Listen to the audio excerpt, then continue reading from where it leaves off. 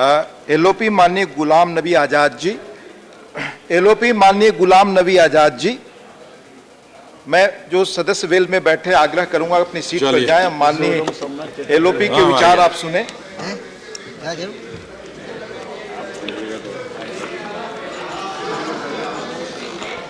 जो भी सदस्य वेल में बैठे हैं कृपया जाएं और एलओपी के विचार सुने। I request them to go to their respective seats.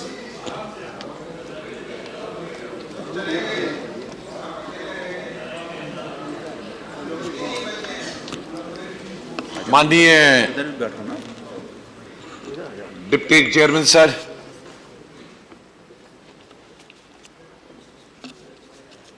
जिस बिल पे मुझे आज बोलना था और जो बिल राज्यसभा में आज चर्चा के लिए लिस्ट में आया था, वो था reservation for economically weaker sections. कुछ महीने पहले ये बिल इस सदन में आया था पूरे देश के लिए, और आज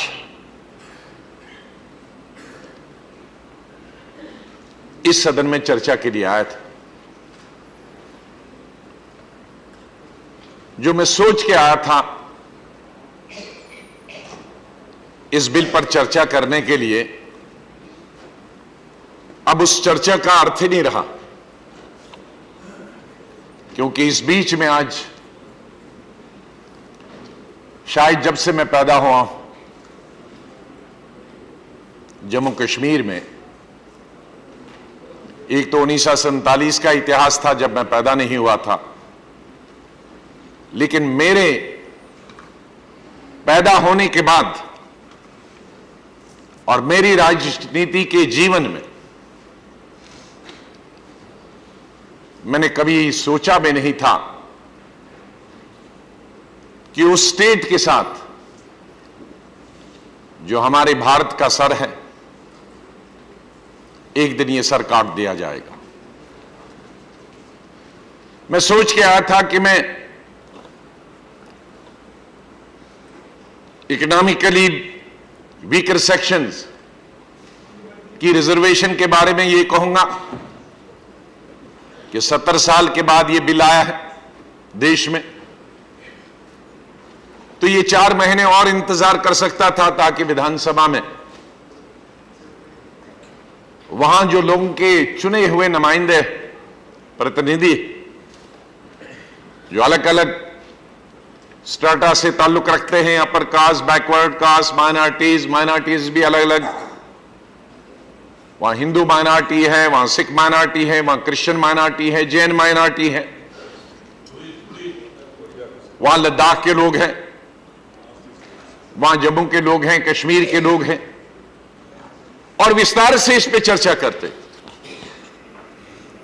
तो मैं तो इसको सपोर्ट करने आया था अपनी तरफ से, क्योंकि हमेशा मैं मानता हूं कि गरीब लोग सिर्फ एक धर्म में या एक कास्ट में नहीं होते। मैंने अपनी स्टेट में देखा, अपर कास्ट के राजपूत भी मैंने गरीब देखे हैं, मैंने अपर कास्ट के ब्राह्मण और मेरे बिजनेसमैन भाई और बहनें भी गरीब देखी हैं, मैंने मुस्लिम्स भी गरीब देखे हैं, दलित भी देखे हैं, बैकवर्ड फॉरवर्ड के। तो ये एक ऐसा अच्छा कदम है कि हम बजाय कास्ट के हर वक्त जाते हैं, तो एक प्रोविजन कम से कम उन गरीबों के लिए है। गरीबी एक अपने आप में धर्म भी है और जाति भी है, और ये हर धर्म और हर जाति और हर कास्ट पर लागू होती। ये अच्छा प्रोविजन। सिर्फ इतना मैं सलाह देने वाला था कि यहां के बजाय वहां की विधानसभा अगर 2 महीने, 3 महीने, 4 महीने में जब इलेक्शन होते तो इस पर चर्चा होती। जहां एक 70 साल में यहां लागू नहीं हुआ, तो वहां अगर 6 महीने बाद में लागू होता तो कुछ आसमान गिरने वाला नहीं था। लेकिन पिछले 1 हफ्ते से पूरा जम्मू कश्मीर, लद्दाख परेशान था। किसी की समझ में नहीं आ रहा था। मैं रात को 2:30 बजे सोया, जम्मू कश्मीर से भी फोन आते थे, पूरे देश से भी फोन आते थे, अलग अलग अफवाहें थी। कोई कह रहा था जंग हो रही है,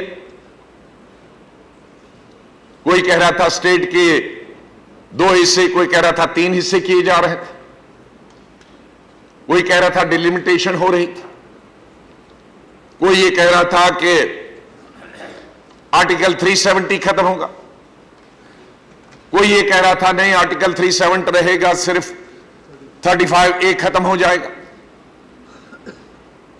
और ये टेलीफोन और चिंता खाली कश्मीर वैली से नहीं थी, लद्दाख से भी थी, जम्मू से भी थी।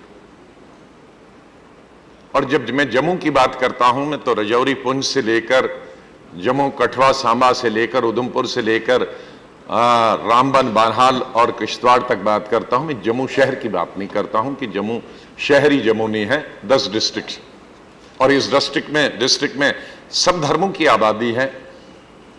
इन 10 डिस्ट्रिक्टों में जम्मू के हिंदू की आबादी भी है, मुस्लिम भी है, क्रिश्चियन भी है, जैन भी है और सिख भी है।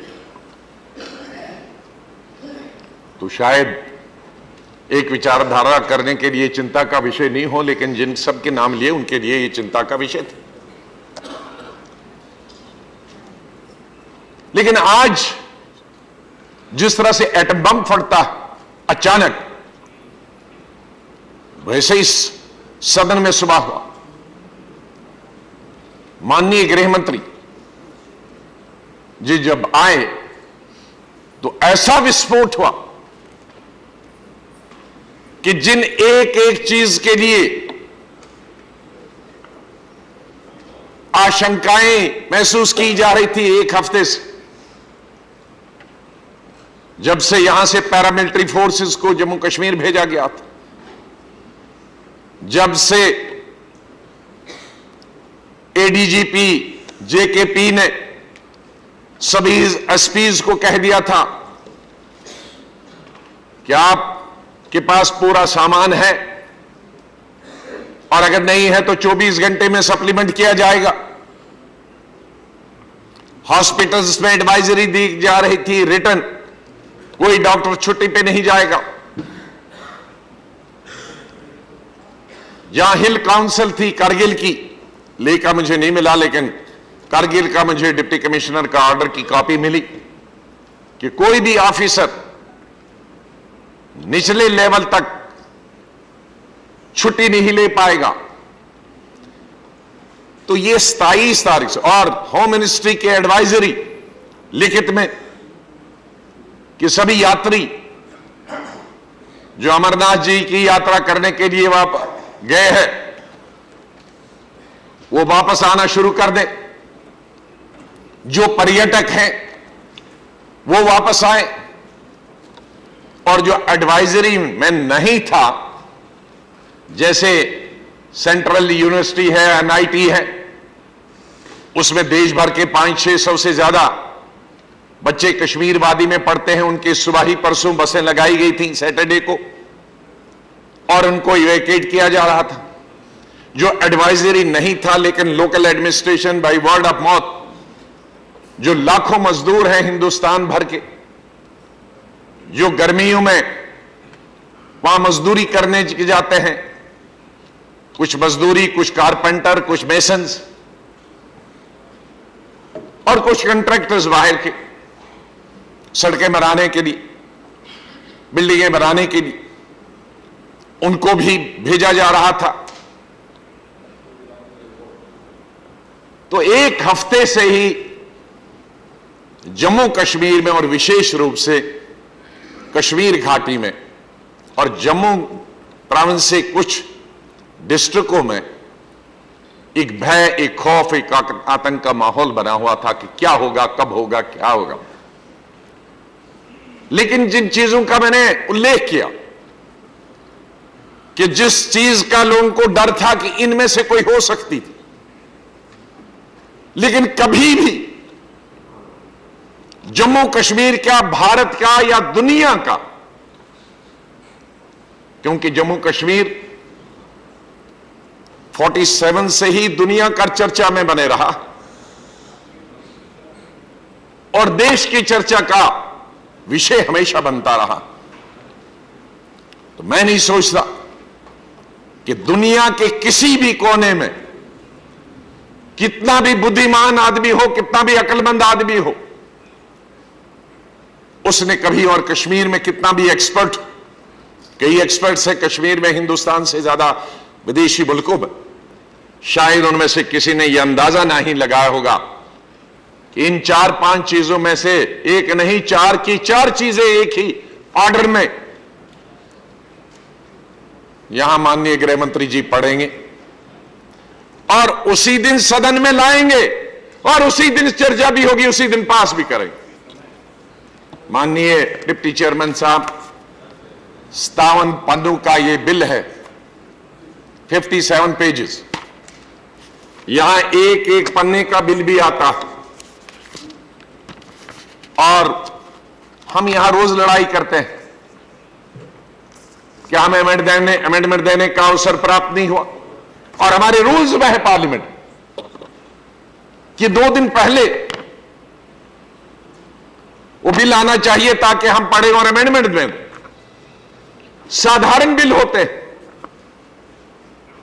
लेकिन यहां एक स्टेट को खत्म किया जा रहा है, हिंदुस्तान के नक्शे से एक स्टेट को खत्म किया जा रहा है। State, I am talking of A state, I am talking of A state, understand. हमारी 29 स्टेटें थी, आप 28 कर रहे हैं, तो स्टेट एक खत्म हो गया ना। प्लीज आप ये कह सकते हैं, और please please please let me have, Mr. Yadav, let me speak. I am not abusing. I am telling the truth. क्या 29 स्टेट हैं आपके इस बिल में? तो अगर नहीं है तो एक स्टेट खत्म हो गई ना। आप बताइए ना, जमा करके मुझे बताइए, उठ के बताइए 29 स्टेटें आज इस बिल के पास करने के बाद होंगी। तो नहीं, एक स्टेट हिंदुस्तान के नक्शे से खत्म हो गई नहीं क्यों? क्या, अरे क्या बात करते हैं? प्लीज जरा समझा करिए सर। तो एक स्टेट, और वो कौन सी स्टेट? वो स्टेट सिर्फ सर नहीं, सरताज नहीं, वो चाइना के साथ लगा हुआ, वो पाकिस्तान के साथ लगा हुआ, वो पीओके के साथ लगा हुआ। जहां चीन ने हमला किया उसके साथ लड़ाई लड़ना पड़ी, पाकिस्तान के साथ 3-4 लड़ाइयां हुई, उनके साथ लड़ाई लड़ना पड़ी, और जहां हमारी फौज ने हमारी सीमाओं की सुरक्षा की, वहां जम्मू कश्मीर की आवाम ने, जम्मू कश्मीर की जनता ने, जम्मू कश्मीर की मेन स्ट्रीम पॉलिटिकल पार्टीज ने हमेशा फौज के साथ कंधे से कंधा मिलाकर पाकिस्तान का मुकाबला किया है, चीन का मुकाबला किया है। हमारे जो सोर्स, मैं चीफ मिनिस्टर रहा, हमारी जो लिस्ट इस तरह की स्टेटों में जो बॉर्डर स्टेट है, और एक नहीं 2 देशों के साथ, वहां जब तक आपके लोग आपके साथ नहीं है, जब तक वहां के लोग आपको खबर नहीं देंगे, जब आपके लोग वहां की हाइड आउट्स नहीं बता देंगे, चाहे 1000 साल आप लड़ते रहे, आप कहीं नहीं पहुंचेंगे। अफगानिस्तान में आप देख रहे हैं, नहीं उनको पता चलता, लेकिन यहां हम हर लड़ाई में कामयाब क्यों हुए? क्योंकि हमारे लोग जो नेशनलिस्ट लोग थे, जो हिंदुस्तान में रहना चाहते थे और हिंदुस्तान को अपना देश मानते थे, वो हमेशा हमारी सिक्योरिटी फोर्सेस, चाहे वो आर्मी हो, आर्मी इंटेलिजेंस हो, वो आईबी हो, वो सीआईडी हो या रॉ, इनको खबर देती थी। और सबसे ज्यादा सोर्स हमारा कश्मीर के लोगों का होता था। क्योंकि उनको ज्योग्राफिया मालूम था, उनको लोग मालूम थे। जितनी अचीवमेंट्स हुई है उसमें सबसे ज्यादा मैं क्रेडिट देता हूं कश्मीर के लोगों ने, जिन्होंने मदद की है फोर्स की, आर्मी फोर्सेस की, पैरामिलिट्री फोर्सेस की और सिक्योरिटी पुलिस की। और ये विश्वास के साथ कि महाराजा हरि सिंह ने एकॉर्ड किया, एक्सेशन किया हिंदुस्तान के साथ रहने के लिए। उन्होंने पाकिस्तान को चूज नहीं किया। कश्मीर के लोगों को पाकिस्तान को अपना देश नहीं मांगा, एक धर्म होने के बावजूद उन्होंने हिंदुस्तान को अपना देश माना, हिंदुस्तान के सेकुलरिज्म को माना, हिंदुस्तान के हिंदू भाइयों के साथ रहना कबूल किया, न कि पाकिस्तान के मुसलमानों के साथ। यह विश्वास था। आज आपने उस विश्वास को विश्वासघात किया। जिस विश्वास के साथ, जिस भरोसे के साथ वो आपके पास आए थे उस वक्त के लोग, हमारे लिए तो हम आजाद हिंदुस्तान में पैदा हुए, हमें तो विश्वास ही विश्वास। लेकिन मैं उन लोगों की बात करता हूं जो आज भी जिंदा है। उन्होंने जो विश्वास किया था यहां के, उन्होंने विश्वास किया था पंडित जवाहरलाल नेहरू, उन्होंने विश्वास किया था सरदार पटेल पर कि ये हमको सुरक्षा देंगे, हमारे कल्चर को वे बिगाड़ेंगे नहीं, हमारी तारीख को, हमारे इतिहास को खत्म नहीं करेंगे, हमारे उसूलों को नहीं तोड़ेंगे और हमारे जज्बात के साथ खेलेंगे नहीं, हमारे जज्बात को ठेस नहीं पहुंचाएंगे। इसलिए उन्होंने शेख अब्दुल्ला से लेकर नीचे, मोतीलाल बेगड़ा से नीचे, अफजल बेग से नीचे और महाराजा हरि सिंह, उनको भी मैं बधाई देता हूं। और बाद में डॉक्टर करण सिंह, आज तक रीजेंट से लेकर आज तक उन्होंने कभी भी इन कश्मीर के लोगों ने, अवाम लोगों ने, और जब जब भी आवाज उठी अलहदगी की तो कश्मीर के लोगों ने उनका मुकाबला किया। ये मेन स्ट्रीम पॉलिटिकल पार्टीज मारी गई है, ये हजारों सैकड़ों आज बेवाएं बनी हैं, ये उन मिलिटेंटों ने मारी या उनके साथ लड़ते हुए मारे गए। हमारी फौज भी मारी गई, पुलिस भी मारी गई, सीआरपी। लेकिन इतनी कुर्बानियों के बाद आज जब जम्मू कश्मीर पूरा मेन स्ट्रीम में था, आज जम्मू कश्मीर की शादियां पूरे देश में हो रही थी, इंटर रिलीजन शादियां हो रही थी। आज जब पूरे देश के बच्चे हिंदुस्तान के मेडिकल कॉलेजेस में, इंजीनियरिंग कॉलेजेस में, दूसरे टेक्निकल एजुकेशन में पढ़ते थे, इतना इंटीग्रेशन पिछले 20-30 साल में हुआ। आज आपने एक उसको डिसइंटीग्रेट करने की फिर एक आधारशिला रखी। कानून से इंटीग्रेशन नहीं होती है, इंटीग्रेशन दिल से होती है। कितने कानून हमने बनाए, उससे इंटीग्रेशन नहीं होती। दिल मिल गए, कोई कानून बनाने की जरूरत नहीं है। और आप दुनिया भर के कॉन्स्टिट्यूशन अमेंडमेंट लाए, दिल नहीं मिलेंगे तो कोई आपको इकट्ठे नहीं रख सकता। आज आप लोगों ने, मैं एक मुसलमान की बात नहीं करता हूं, मैं हिंदू, मुसलमान, सिख, ईसाई, बुद्ध की बात करता हूं। जम्मू कश्मीर, मैं एक समुदाय को रिप्रेजेंट नहीं करता, एक धर्म को नहीं रिप्रेजेंट करता हूं। मेरे लिए सभी एक, सब जम्मू कश्मीर और लद्दाख के लोग। ये जम्मू कश्मीर आपको मालूम है, वो इतना मजाक जम्मू कश्मीर के साथ आपने किया। 47 से लेकर महाराजा हरि सिंह किंग,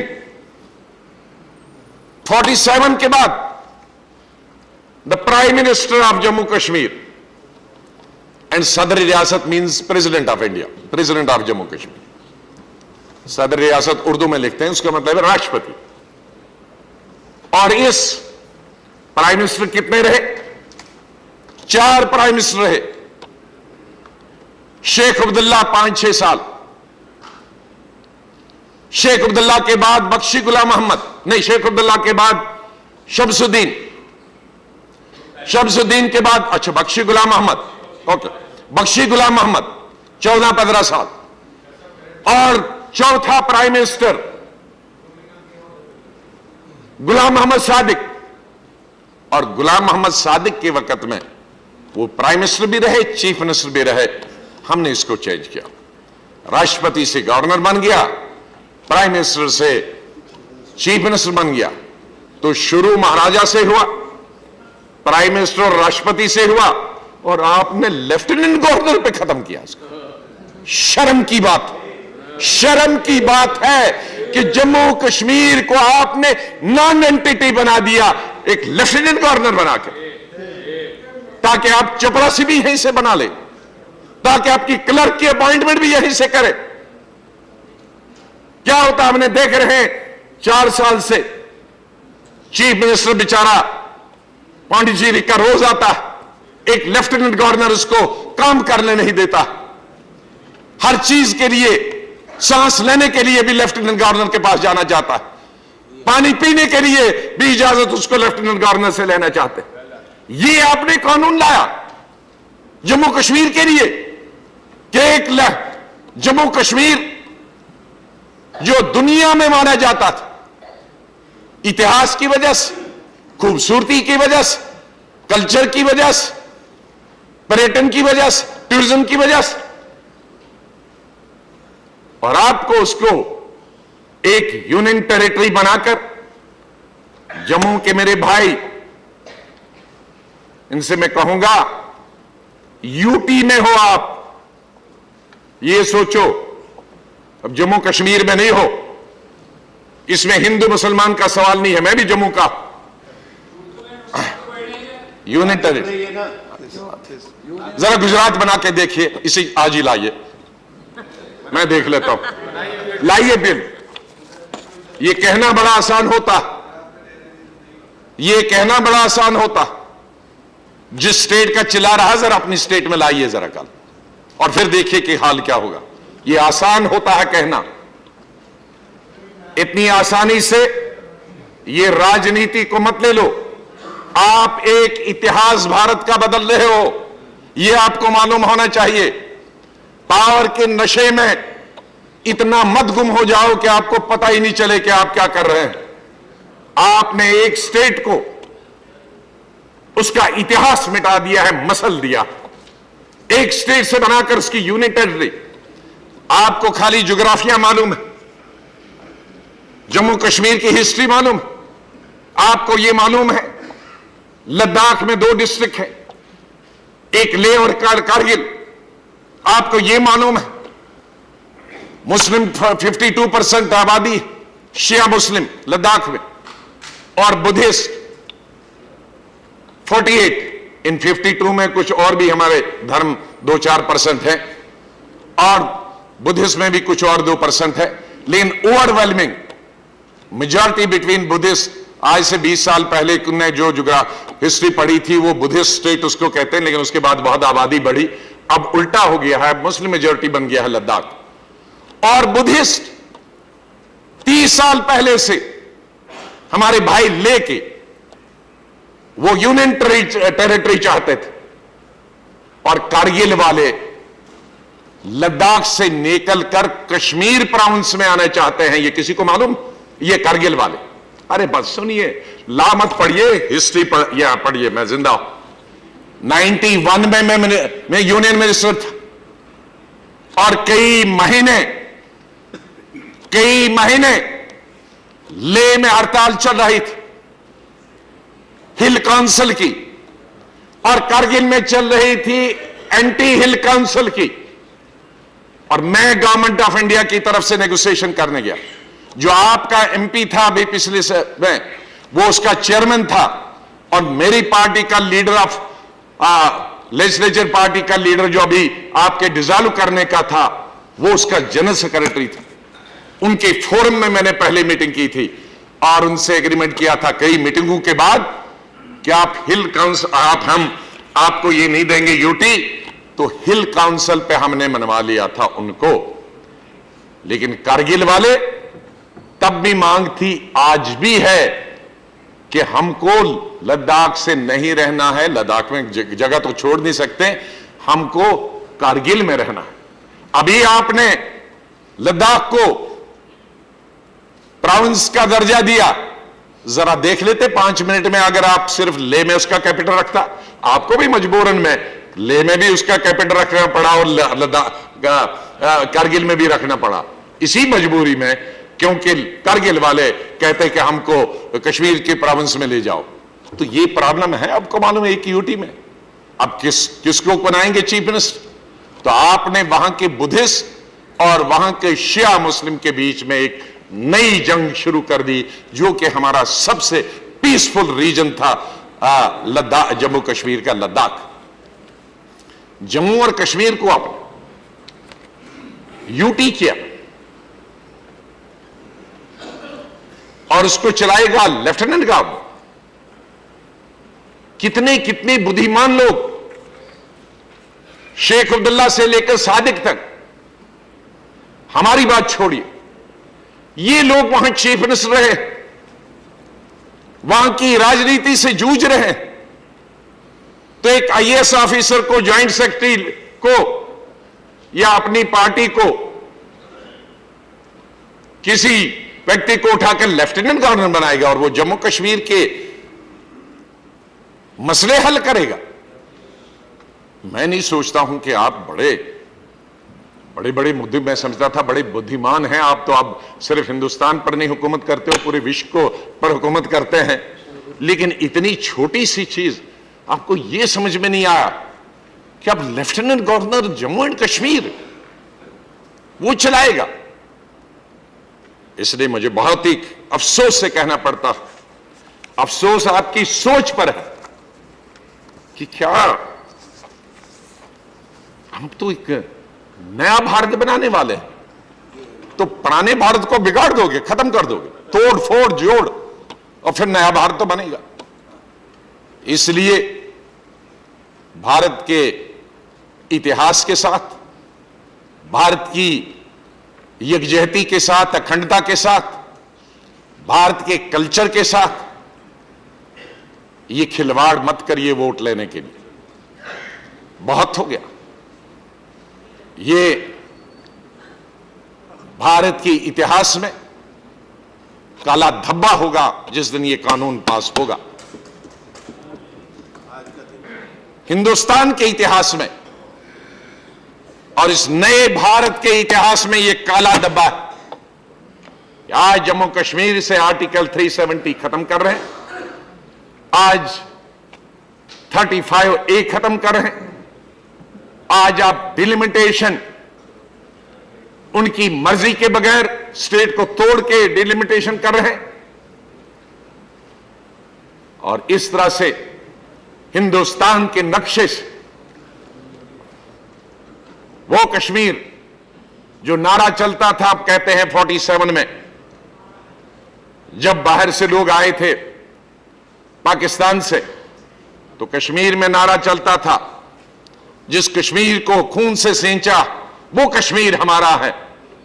आज उन हजारों बहनों ने, भाइयों ने, नौजवानों ने जिस खून से सींचा था, आज उस खून को आपने अपने पांव तले रोंद दिया है और आपने वो इतिहास मिटा दिया है। न भारत का इतिहास और हिंदुस्तान के लोग जो अच्छी सोच रखने वाले हैं, जिनकी सोच सिर्फ वोट पर नहीं होती है, जिनकी सोच देश के लिए होती है, देश के उत्थान के लिए होती है, देश की यकजहती के लिए होती है, देश की सलामती के लिए होती है, देश को आगे बढ़ाने के लिए जिनकी सोच देश भर में हिंदू, मुसलमान, सिख, ईसाइयों की है, वो कभी भी आपके इस काले कानून को कभी बर्दाश्त नहीं करेगी। चाहे आप मेजॉरिटी से, आप अपनी ताकत के बलबूते से कानून लाएंगे, लेकिन इसको लोगों के दिलों में उतारने में आप ना सफल होंगे। बहुत बहुत धन्यवाद।